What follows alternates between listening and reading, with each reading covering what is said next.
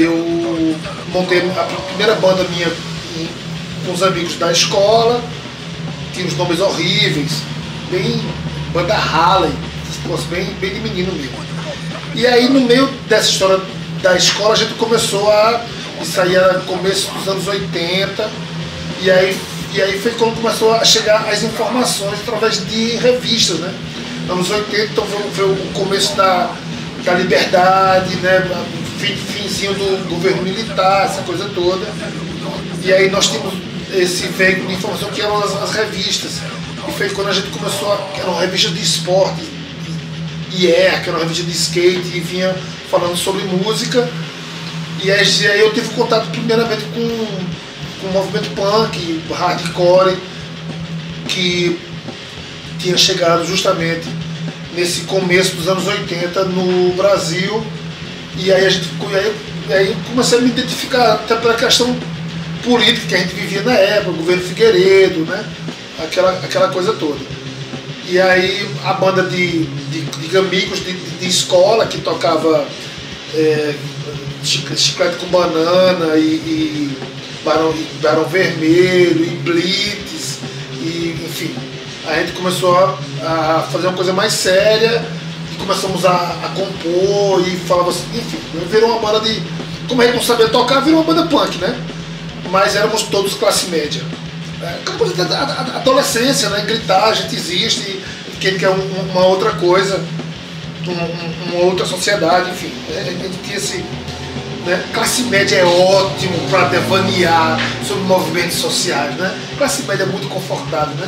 Para você poder falar sobre isso. E inclusive tentar ser o que você não era, né? Eram todos filhos de neoburgueses, mas defendíamos a classe trabalhadora, né? Sim. E aí a gente monta, quando a gente monta a primeira banda, então a gente saiu da inocência do rally para virar pão com banha, né? Era uma coisa bem mais pesada, né? O nosso guitarrista, o pai dele era dono de um puteiro. E aí a gente falava pão com banha, né? Porque é o cara que vai degustar a última a degustar a beldade feminina.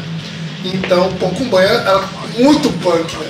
E aí a gente montou a banda pão com banha, virou que era bem hardcore, a gente tocava muito cover. E na época a gente conheceu um disco chamado Ataque Sonoro, que era uma coletânea das melhores bandas de hardcore do eixo sul, no caso, né? Aí veio Ratos de Porão, Lobotomia, Lixo, Vírus 27, Garotos Podres, aí a gente entrou nessa coisa do punk rock. Só que, antes disso, como a gente procurava essa questão do som mais extremo possível, a gente começou a ter uma história muito engraçada. A gente começou a ouvir bandas de heavy metal, e aí primeiro a gente ouviu Creator, e aí depois a gente ouviu Slayer. E isso era alguém chegava com um disco na cidade e comprei disco tal, aí todo mundo ia pra casa do cara pra ouvir aquele disco, né?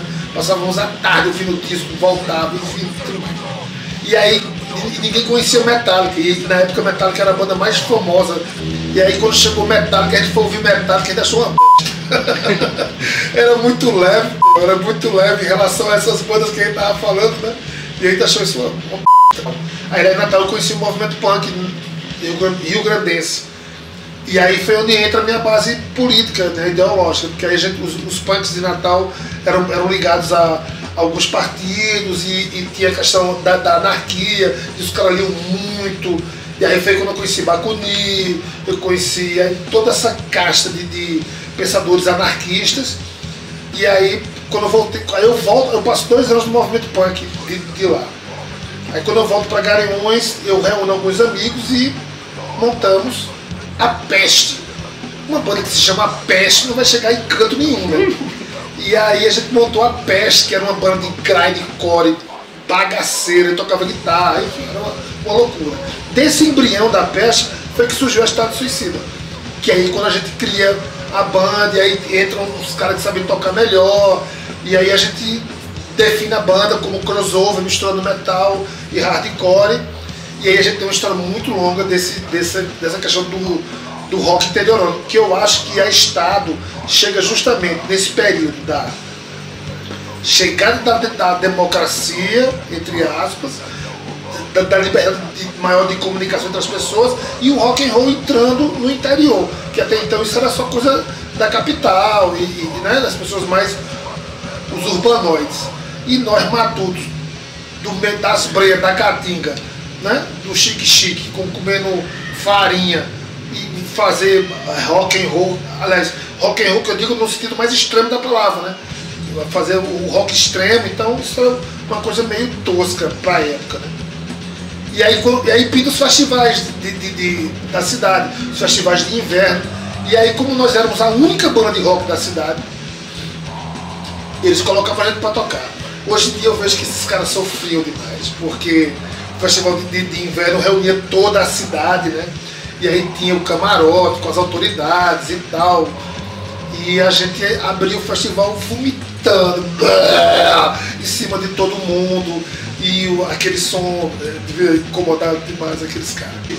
A questão hardcore e punk, anarquista, tem essa coisa de você falar sobre o que você sente, sobre a sua cidade, né? Então a gente falava sobre o nosso cotidiano. A coisa do punk, do faça você mesmo, tem essa coisa, né? De você falar das coisas que acontecem em volta, né? Em volta do seu habitat. Fazer o som mais rápido, sujo e podre possível, mas com letras ideológicas, né?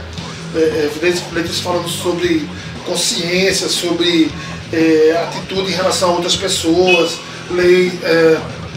letras falando sobre o não militarismo obrigatório, o voto nulo. Então, a gente falava basicamente sobre isso, né?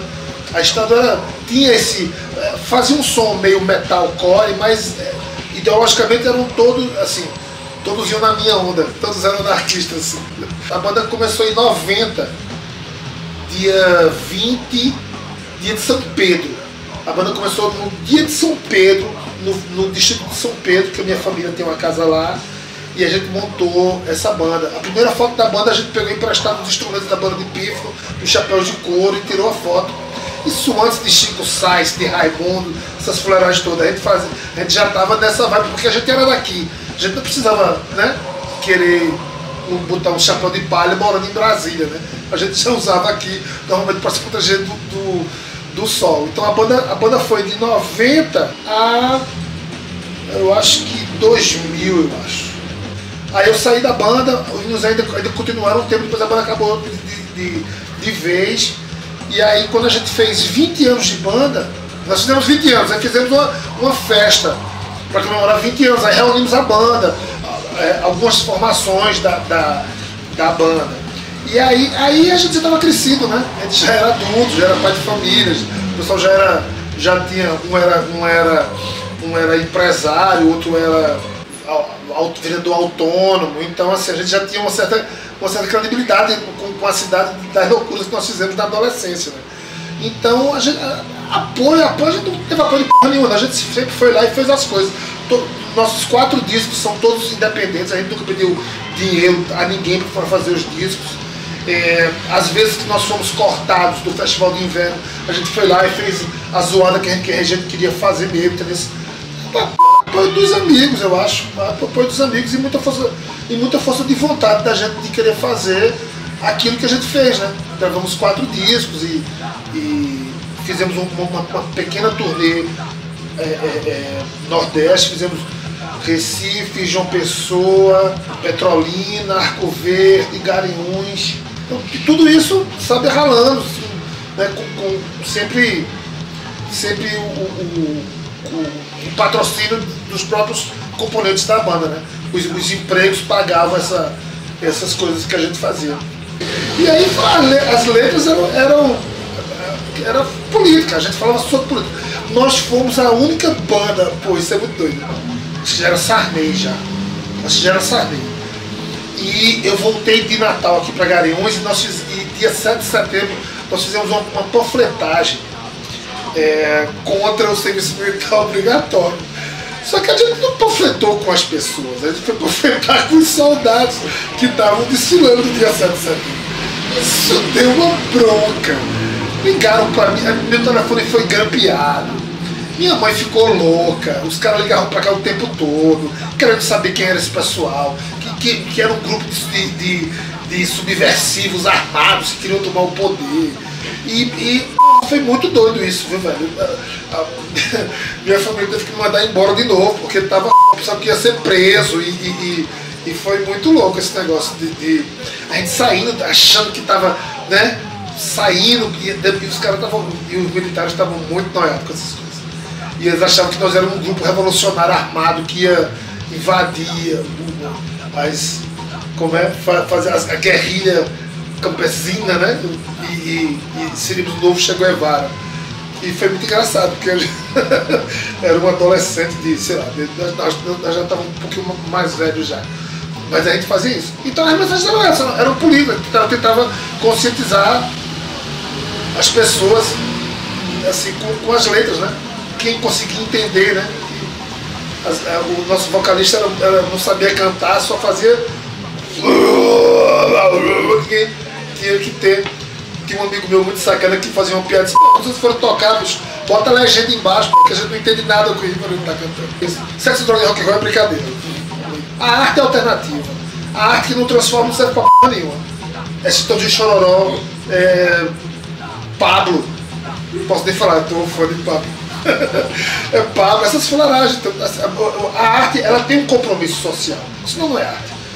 Se não fosse os artistas, se não fosse os poetas, se não fosse enfim, se não fosse essa galera, a gente tava num mundo atrasadíssimo, né?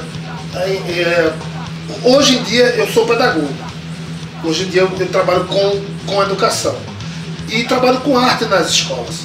E com esse intuito realmente de transformar, né? A arte é uma forma, educação e arte são coisas que estão, né, interligadas. Os gregos tinham arte na grade curricular deles, entendeu? Isso antes de Cristo, no começo do mundo, né? Então as coisas estão interligadas. Então a educação nos faz tratar bem o nosso semelhante, mas a cultura nos fazem pessoas diferentes, fazem pessoas melhores, né? Principalmente agora que a gente está com essa questão, esse mundo tão desigual que a gente vive, né? O capitalismo venceu. Aliás, eu acho que ele nunca perdeu. Os socialistas eram todos equivocados, então a gente está ainda procurando uma nova ordem mundial, né? Acho que é por aí. Eu tô meio individualista, eu acho que eu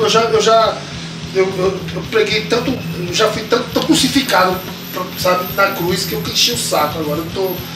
É meio complicado. Você vai ficando velho e vai meio que se decepcionando, mas eu acho que você vai tendo outras prioridades, né?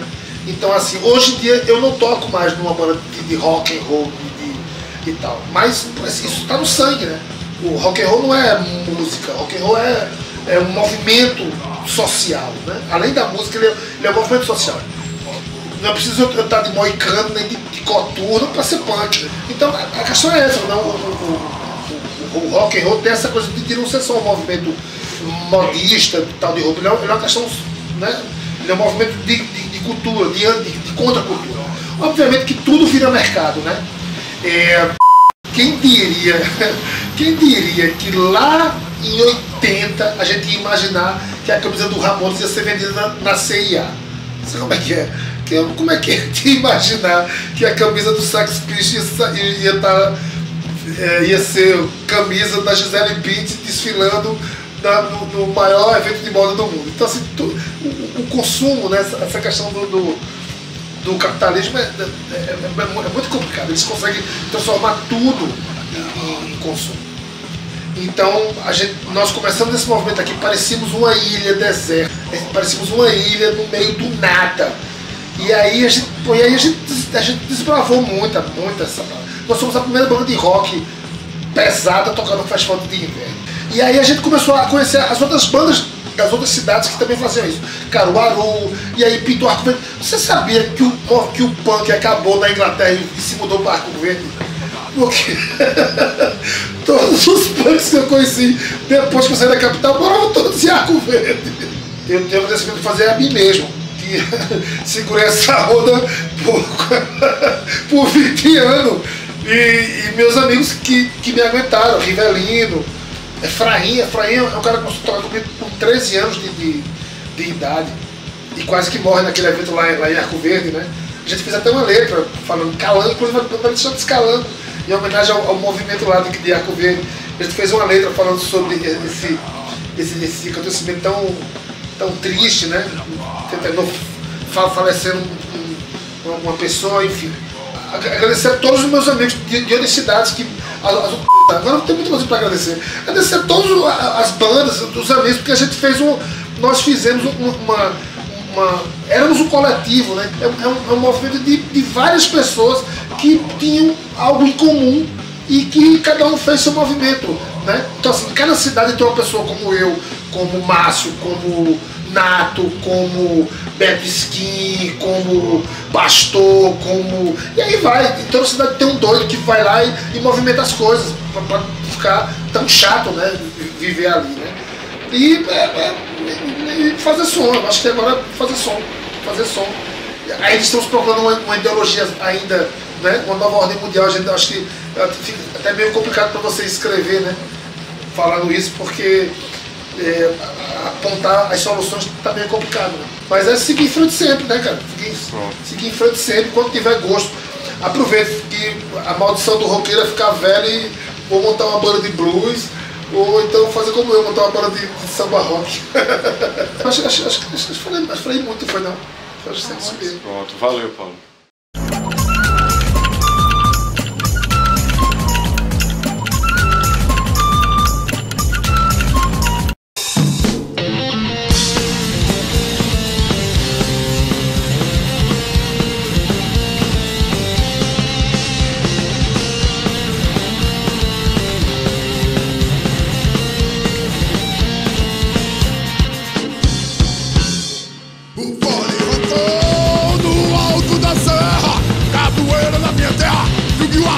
Foi brincar. O fole rondou no alto da serra, capoeira na minha terra, subiu a ladeira e foi brincar. É buraco, foi de mato cheio do mato, cada mato pode branco, todo mundo foi brincar. Maria doida, Margarida Flores bela, muito triste na janela, não dançou, não quis entrar. Fole roncou no alto da serra, capoeira na minha terra, subiu a ladeira e foi brincar. Fole roncou no alto da serra, capoeira na minha terra, subiu a ladeira e foi brincar. Naquela noite, quem mandou a concertina? Mandou a concertina, eu juízo virar. Eu sei que morro e bala de carabina, mas a boca de Argentina e dá força pra brigar.